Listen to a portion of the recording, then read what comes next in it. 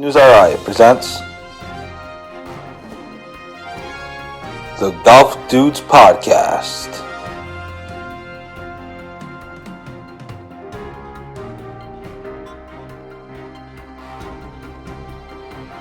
Here are the dudes.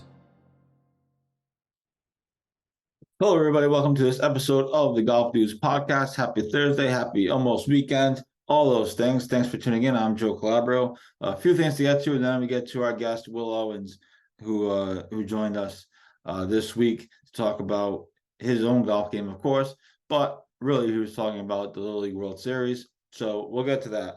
This episode of the Golf Dudes Podcast is presented by Links Drinks. Links Drinks is at many clubs across the state of Rhode Island, including Coventry Country Club, which has been cool to see over the last. I just noticed it over the last couple of weeks or so. So that's been cool to see.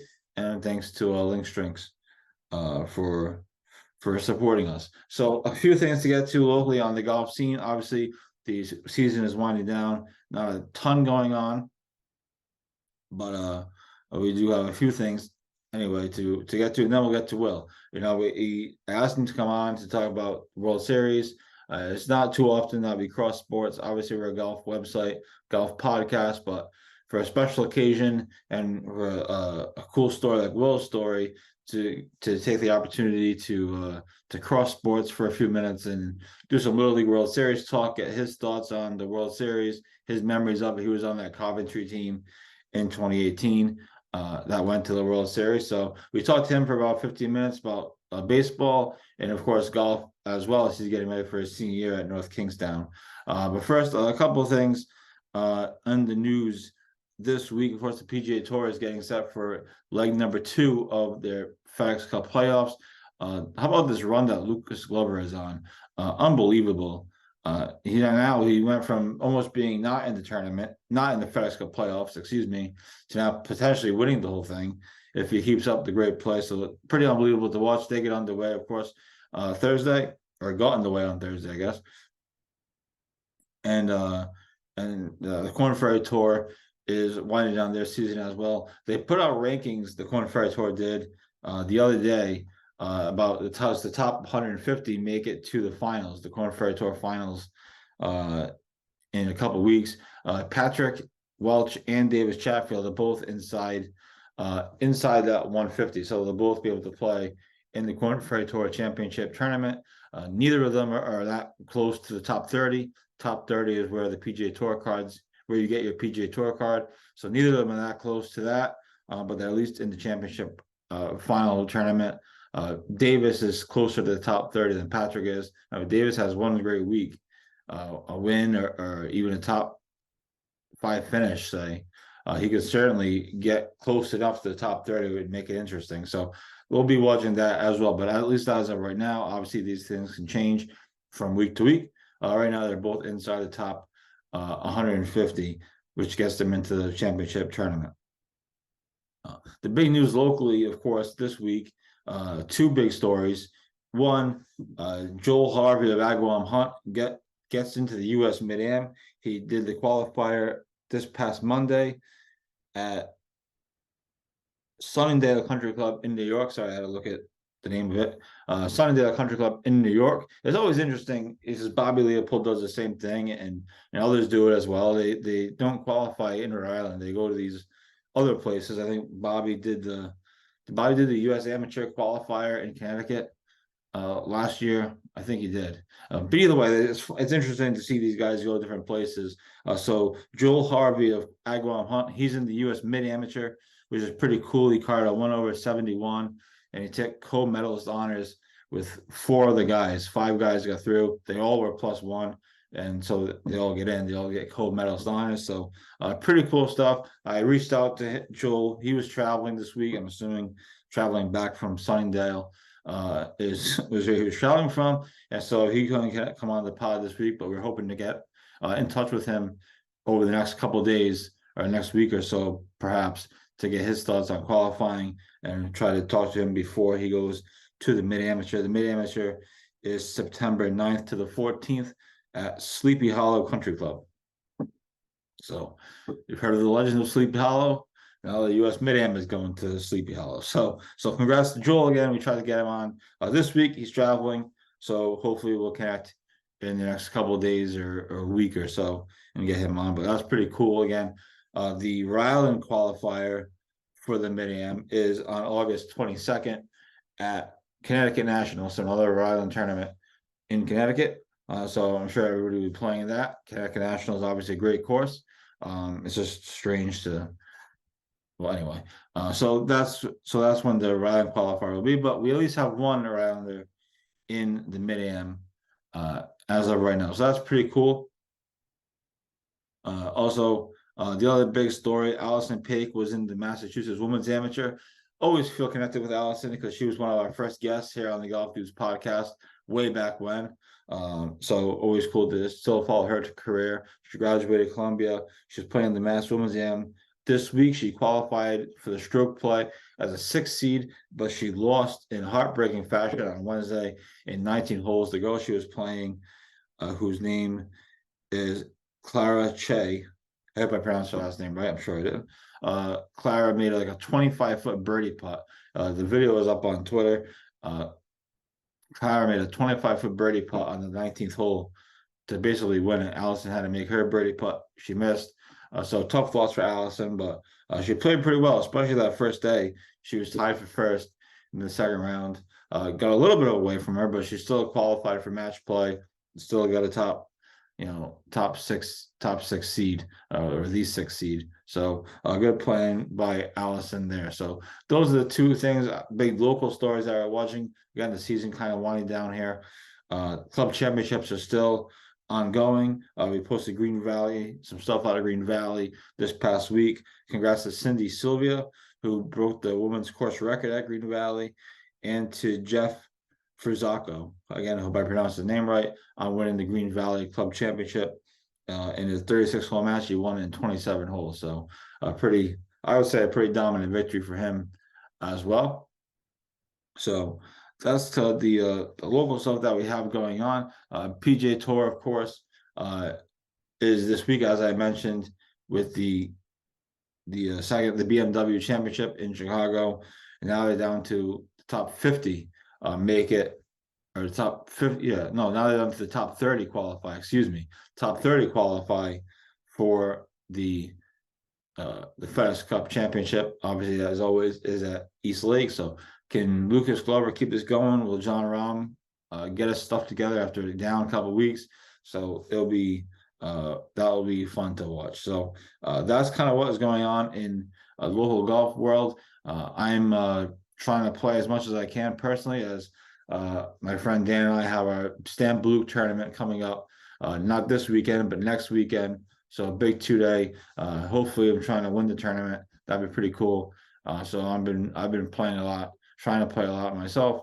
A little rusty on some things, and not bad at other things. I played in the Kirkbride President's Cup this past weekend, and I played good until I took a 10 on the 13th hole. So that wasn't great. I put 3 drives in the trees on the left. The 13th hole is the long par 4 with the impossible green that everybody hates, and is out of bounds on the left. So I put 3 drives in the trees on the left, and that was pretty much the end of that. But I parred the hole. Basically, I was hitting 7 off the tee, but I made par. So there's 10. So other than that, I played pretty good. And hopefully if I have a hole like that in the tournament, my partner will pick me up. I know Rich has his big 27-hole tournament this Saturday at King's Crossing. So we wish him luck in that. Hopefully he can bring home another victory for GolfNewsRI and to follow up on Austin's Lincoln Wireless Club Championship.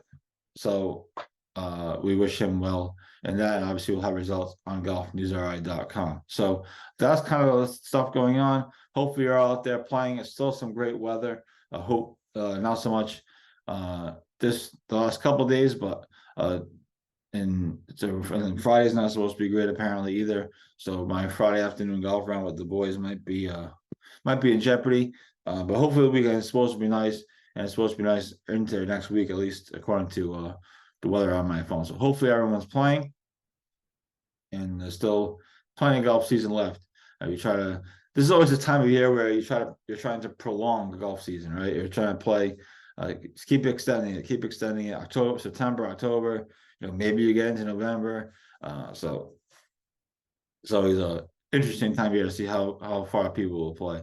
Some people play year round, no matter what the temperature is. So there's that. So with all that said, we're gonna get to Will Owens now. I interviewed him.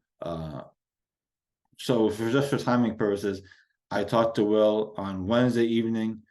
We taped the interview shortly after Smithfield had won their first game in the Little League World Series. So just so when you're watching it, you're not like, you're not thinking about just so you have a day of timing. So that was when we taped this. It was great to talk to him. We talked about the World Series. We talked about his experience in the Little League World Series with Coventry back in 2018. And obviously we talked about golf as well. Pretty cool. Again, anytime you get an opportunity to cross sports for, kind of a special occasion like this and make it relevant, I think it's a cool opportunity for us to do. And Will was nice enough to join us. Sam Fuentes, who's fresh off the U.S. Junior Am, he was actually also on that Coventry team back in 2018. He wasn't able to make the interview, made the taping, but maybe if Rylan keeps it going, we'll have him on next. So here's my interview with Will Owens, North Kingstown golf star and a former Little League World Series player back in Coventry from 2018. So enjoy the interview. Pretty cool stuff. Here's Will. And we're happy to be joined right now by North Kingstown star golfer Will Owens, who also played in the Little League World Series a handful of years ago for Coventry. So he's good enough to join us. And obviously, Will, this is a golf podcast, and I run a golf website. But as I mentioned to you off here, anytime we get to cross sports for something special like this, I figured I would take a shot at it. And thanks so much for coming on. I'm really looking forward to talking to you. Of course, no problem.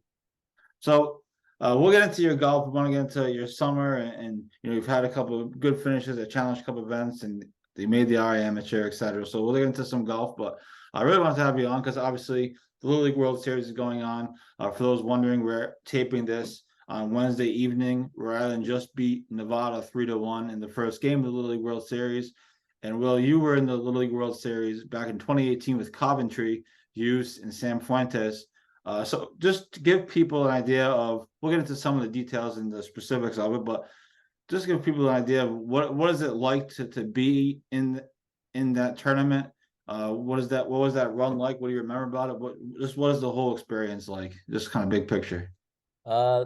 Mostly what I remember is just like hanging out with our teammates and just the friends. Like the coolest thing was like the kids. You'd be walking around the park and like kids would just come up to you and like you're only like maybe 4 years older than them and they're asking for your autograph, and that was probably the coolest part about it. How much did you charge for autographs? Can't charge. So Smithfield just won. I'm sure you watched the game or watched some of the game. Connor Curtis had 15 strikeouts, and it reminded me a little bit of a big time pitcher that was on your team, and Tommy Turner. When you have a pitcher like that, Tommy is pitching for UConn next year, I believe. Yep, right. And when you have a big time pitcher like that, whether it's a Connor Curtis or Tommy Turner, I mean, how big is that for your team? I mean, what was that like playing behind Tommy? What do you think it's like playing for these kids to play behind Connor, who just had 15 strikeouts, just filthy stuff? Yeah, I mean that's huge. Like you need at least one pitcher like that to kind of make that run. It's hard to do without. But I mean, we had Tommy and we had Jake Mather. I'm not sure if he's committed to a college, but back then he was throwing gas too. Yeah, awesome. When you get there, right? Because it's all fun and games, and there's a parade and everything.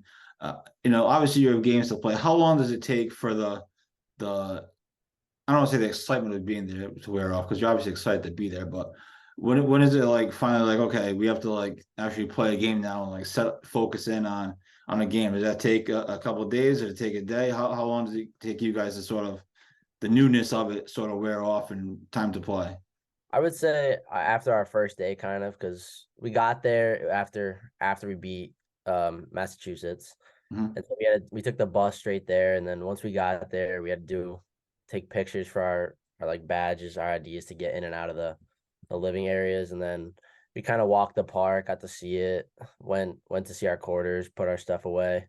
So I'd say probably for us, probably a day, because then we started practicing the next day. So Yeah, really cool. And one of the coolest things about the World Series, I'm curious to ask you, is obviously you meet kids from all over the country, all over different countries actually, all over the world, I guess is probably the better way to phrase it.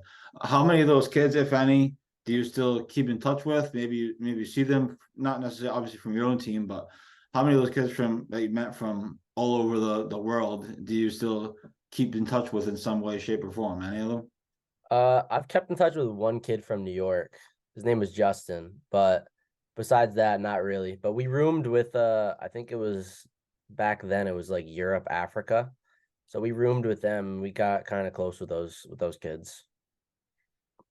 In the games, obviously, you guys played 3 games. You lost your first 2 in tough fashion, but then you won your consolation game. I think like 15-0 or Yeah, something. 15-1, I think, or 15 something. to one was it? It was something ridiculous. I just looked it Yeah, up. But it was something ridiculous.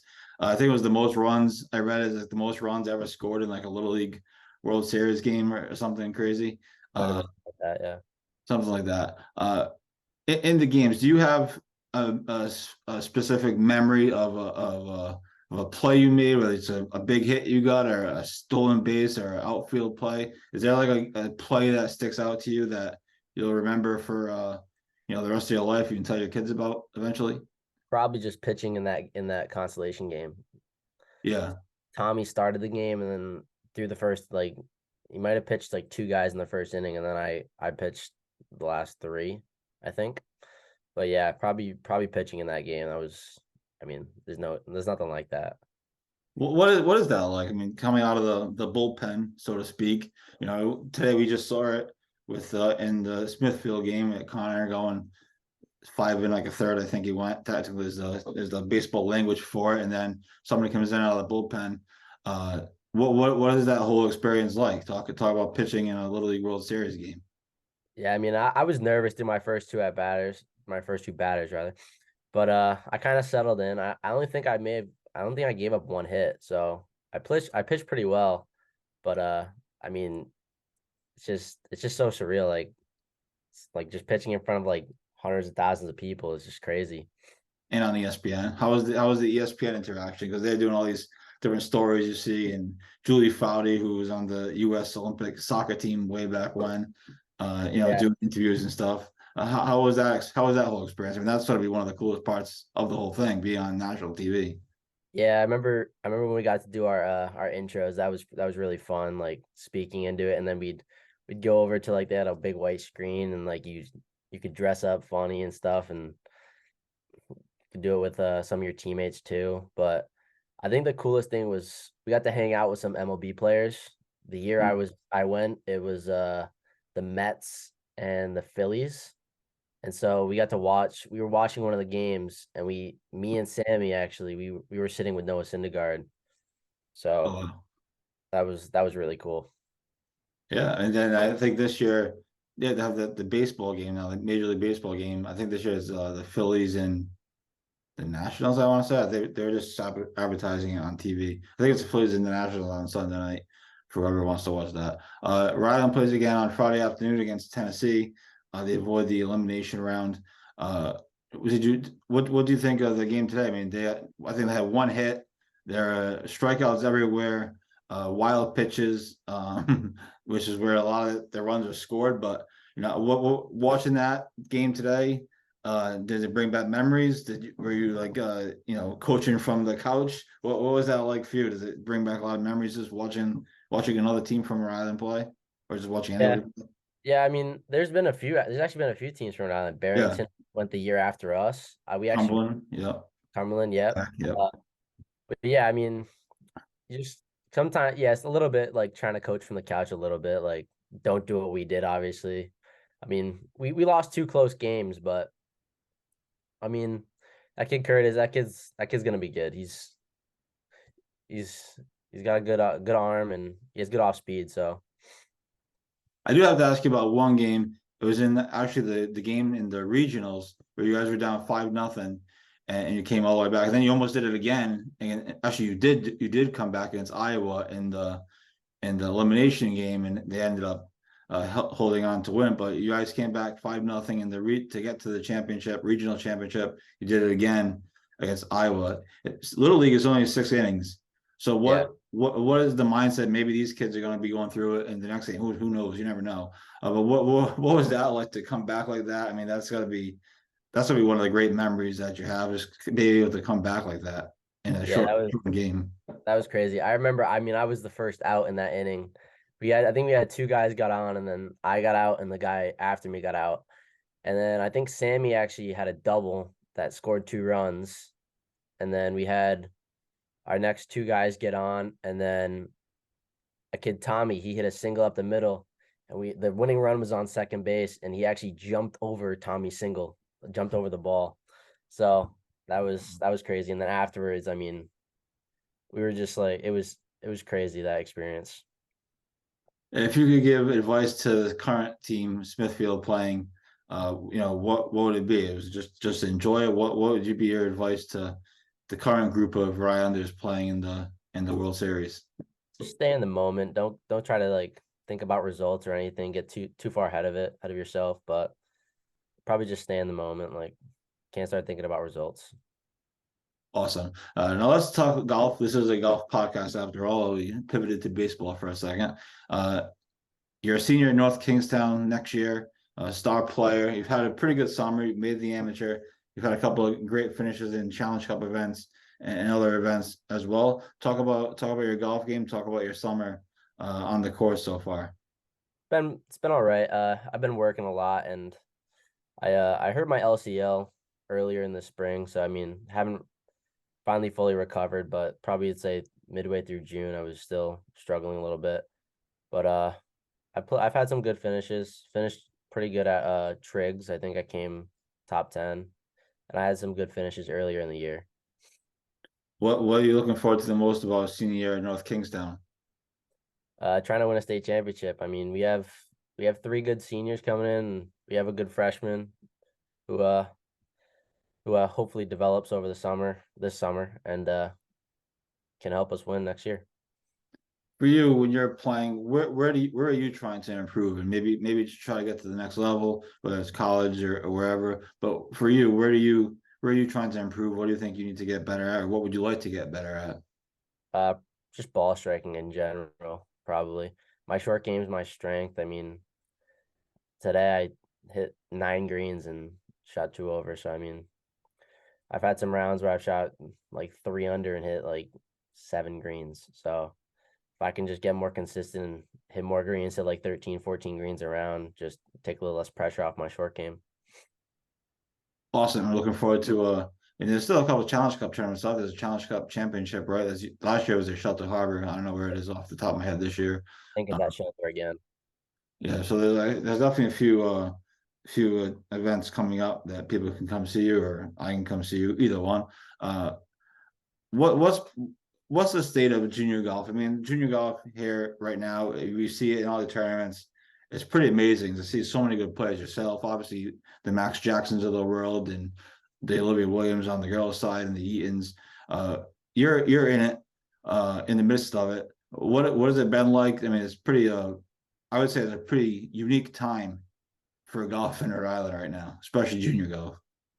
Yeah, junior golf's probably the senior class, and my class has probably been the strongest it's almost ever been, with Ryan Dacey, Mark Antonio, Sebastian. You got incoming guys like Rocco Cababo.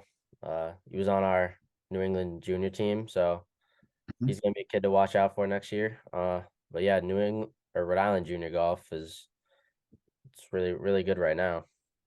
Yeah, it's pretty. It's been fun to cover. It's been fun to write about, and like I said, it's been one of the most unique times, I think, in Rhode Island golf in many years.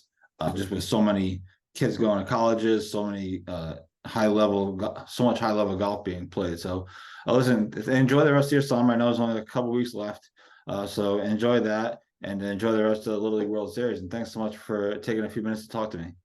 Thanks for having me.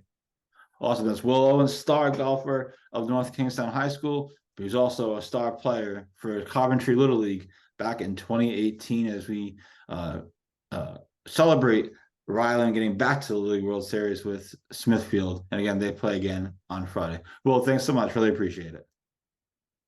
All right, that was my interview with North Kingstown golf star Will Owens. He's going to be a senior this upcoming school year. So one more chance to try to win a golf state championship, like he said. And he also obviously has fond memories of that 2018 run to the Little League World Series with Coventry. Ryland plays again in the Little League World Series on Friday afternoon against Tennessee. So for those wondering, that is when they play next. So thanks to Will for coming on. And thank you all for tuning in to this episode. Pretty cool stuff. Again, a great opportunity to cross sports on a special occasion and a cool story. So thanks everyone for tuning in. We will talk to you throughout the weekend on GolfNewsRI.com. Of course, tournament results, club championships are probably wrapping up or should be close to wrapping up, I would think, at this point. So we'll continue coverage of those. And obviously, Chatfield and Welch on the Corn Ferry Tours, their first professional season is wrapping up as well. Is wrapping up as well, excuse me. And then we go pretty much right into Q school shortly after that. So busy fall season, not necessarily around here, but just in general. And also college golf starting up again too. That's pretty cool. Bryant schedule was released earlier this week. So lots still going on. Stay tuned to GolfNewsRI for all your golf coverage and your podcast.